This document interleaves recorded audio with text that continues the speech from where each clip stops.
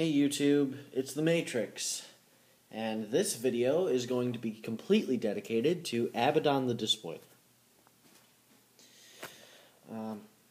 Abadon the Despoiler, or Abadon the Archfiend, an inhuman monster whose name has become a tenfold curse for the 10,000 years of terror he has heaped upon the galaxy he once helped conquer in the name of the Emperor.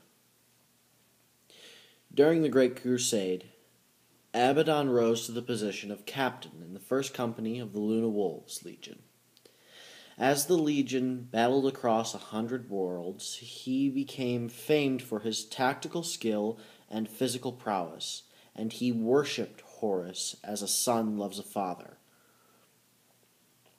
It is rumored that Abadon may have been a clone son of Horus himself, a direct creation of the Primarch's gene seed. None were prouder than Abadon when the Legion was renamed the Sons of Horus after the Ulanor Crusade. When the heresy came, it was clear that Abadon's loyalty lay with his Primarch and not the Emperor. He led the Terminator squads of the Sons of Horus in bloody campaigns across Istvan, Yarant, and the siege of the Imperial Palace. Abadon fought Terminators of the Imperial Fists aboard Horus's battle barge, and his anguish at Horus's death drove him deeper into madness and hatred than any mortal should ever sink. Before the Sons of Horus retreated to the Eye of Terror, it was Abadon who reclaimed the fallen War Master's body.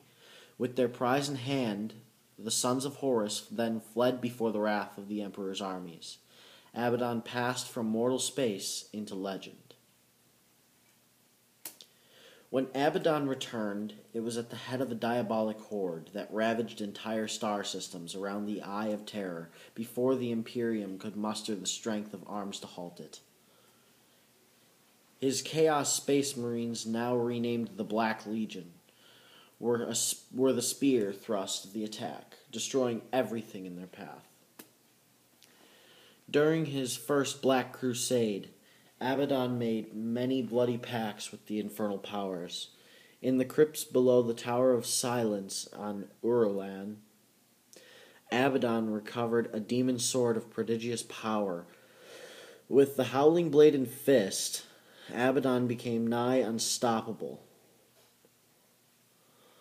Whole cities were burned in sacrifice to the ever-hungry demons of chaos, and Abadon was lavishly rewarded. Since then, Abadon has dreamed of forging an empire of chaos, built upon the blazing ruins of the Imperium. Each world, each city destroyed is a step closer to wiping the canvas clean so that Abadon can make his mark upon the galaxy and humanity. Abadon has led 12 more Black Crusades against the Imperium since his first horrific onslaught. Each attack has sent the Imperium reeling and ravaged worlds close to the Eye of Terror. With every assault Abadon leads, the strength of his Black Legion grows. In the minds of the Chaos Space Marines, success is a sign of the Chaos God's favor, and Abadon is now seen by many as the natural successor to Horus. Only the demon Primarchs wield as much power as the War Master of the Black Legion. The High Lords of Terra dread the day that Abadon truly unites all of the traitor legions and returns to Earth to play out the last acts of treachery begun by Horus 10,000 years ago. Their fear is not without just cause. In Abadon's latest attack, the fortress world of Cadia was overrun by Abadon's Black Legion and their allied hordes.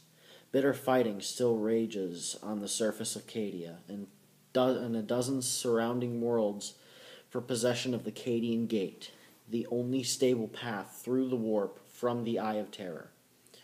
Should Abadon's armies triumph, the floodgates will open, and a never-ending tide of chaos will pour out of the Eye of Terror to despoil the Imperium, and perhaps once again strike at the most prized of worlds, Terra.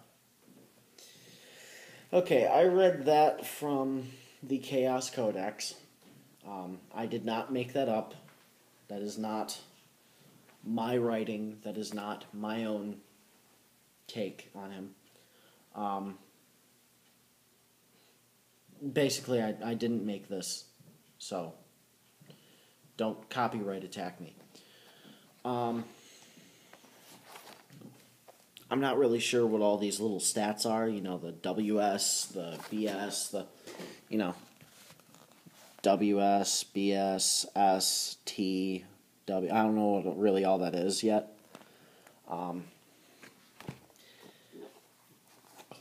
But, I can tell you all the other stuff. For war gear, he's got his Terminator armor, the twin-linked bolter that's on the Talon of Horus, his personal icon, the demon sword Draknyen, and, of course, the Talon of Horus. He has the special rules of fearless and independent character, Mark of Chaos Ascendant. Abadon has attained the favor of each of the Chaos powers in turn, and has proved the equal of his mentor Horus, in that he has resisted becoming the pawn of any individual patron. Over the millennia, Abadon has melded the marks of chaos granted to him, and now bears a unique mark that combines all of the gifts. Because of the mark of Tzeentch, the invulnerable save provided by his armor is increased to +4.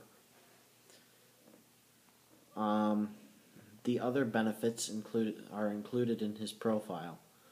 Finally, because the mark is proof that the Dark Gods have a plan for Abadon, he is immune to the instant death rule. So I could shoot him with my tank in the background. I could shoot him with my tank, and he would still get a save. He would still get to roll a save. And if he saves it, guess what? He's alive. The Demon Sword, Draknyen, and the Talon of Horus.